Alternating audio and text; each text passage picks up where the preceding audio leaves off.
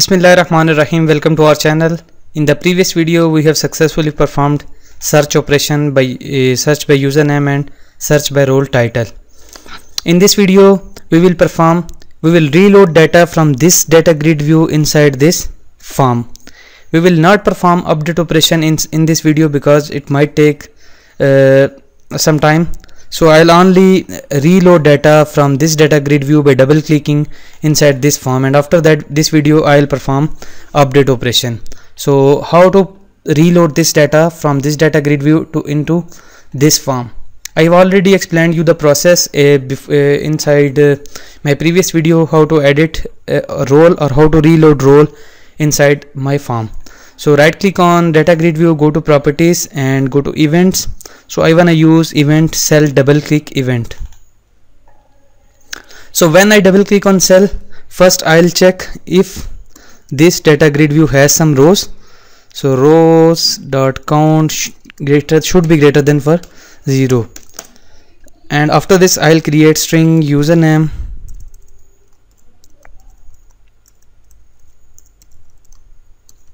equals to, and I'll fetch the first column and pass this user information to the new form so that we can access user information from SQL database using this username. Okay, so I'll use users data grid view dot selected rows. Any row which is select index will be first, then cells of first because username is stored inside our first cell, and then I'll convert this to string. Okay, so before going further, let me make sure that we're getting our desired output or desired username from data grid view or not. Start again, double click on this one. Mark Smith should be displayed inside message box. Look at this, Mark Smith, John, admin. We are getting user information successfully, but now we need to transfer this username inside my users form over here. So inside my this user information form, I'll right click and I'll define two new properties as we did with the roles form. Properties to handle update and delete operation. Prop string username. We need username that we will receive this username from view users form, and also I'll create another property, prop double tap, and this time bool is update. Okay, so we have defined these two properties inside my user form. This is our user form, and now on double click event on this data grid view we are getting this username. Now we need to pass this username to this users form, and we'll also set the is update property of this form to true because the data type is boolean. So view users form, and I'll create an object of user form equals to new user form, and now user form dot username. Look at this, we can have access to this username property which we have defined right now. So username equals to username, this username. Okay, and I will also set user form dot is update equals to true, and after this I'll show dialog this user form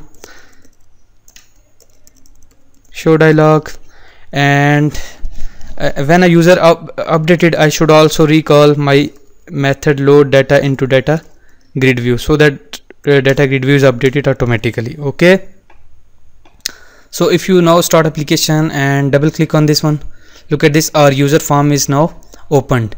But when this user form is opened, we should check if this form is loaded with the is update property is true. If yes, then go to database and search user details by using this username and populate that user details inside this form. Okay, so I've already done this before in my roles video. So I will go to load event, I'll open up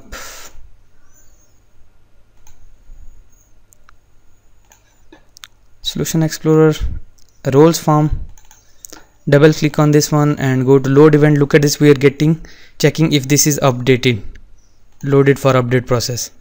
So I'll copy this code from here and I'll paste it. Double click on this one, and inside this load event, after loading users into combo box,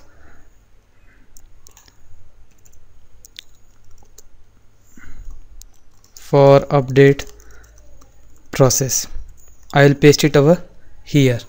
So I'll check if this is update, this form is being loaded for update process, then I'll create establishing connection with SQL Server.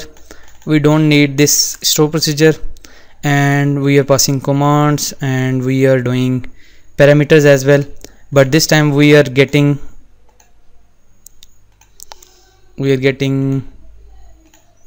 this username.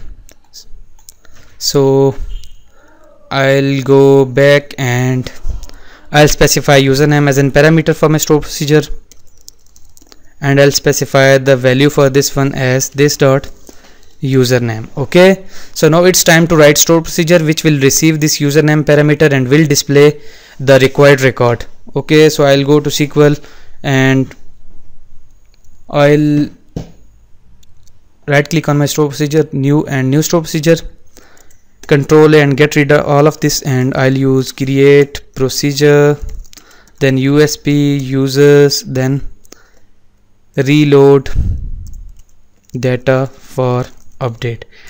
And as we know, we are using one parameter, I should specify that one over here, username and watch of 50, and then I'll use as begin and end. And again I will go to my users table, right click, script table as, and I'll select to, because we want to select the user to clipboard, and I'll paste it over here and get rid of this one, and we don't want this go statement. So understand, we are getting what values. We want to display username, we want to display password. I don't really want to display the password, because if I want to edit user, the password should be new, and then role ID, then is active, then description, and we don't want these two values as well. Okay, and after this, if I execute at this moment, look at this, we are fetching details for all of our users, but we wanna fetch only user with username equals to this username, and click on execute button over here and copy this store procedure name and paste it over here. Understand, inside our SQL command, we are passing this store procedure, we are setting command type as store procedure, we are passing this parameter, and we are creating connection, opening connection if our connection is already not opened. Then I'm creating object of data table, and I am using SQL data reader to get data from SQL, and then I am loading this data reader inside my this DT role. Instead of using DT role, I should use DT user.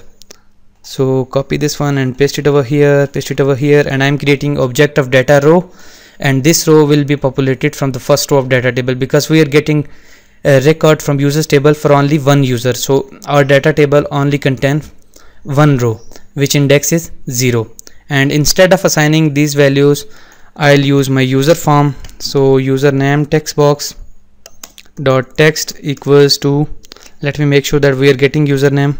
Yes, we are getting. If I don't want, I can really remove this one, and I can use this username, but I'm good with this approach. So row of username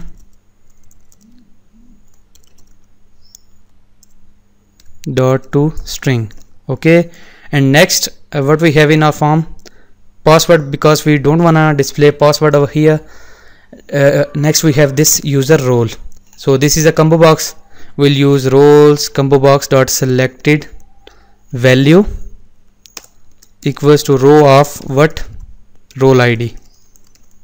Okay, And next we have description text box. Before description we have this checkbox as well. So we should use is active checkbox dot checked equals to row of what. We have this is active over here. Copy this one and paste it over here.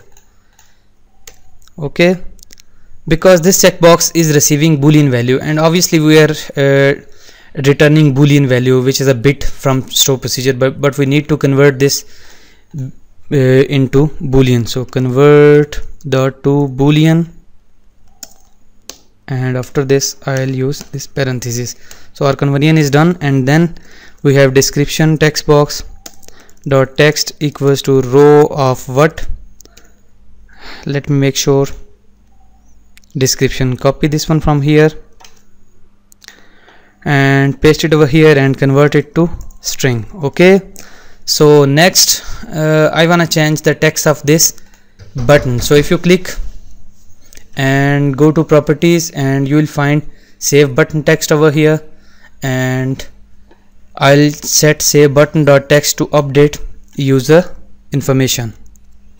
And after this I have this delete button over here, and by default I have set this enabled property of this button is false.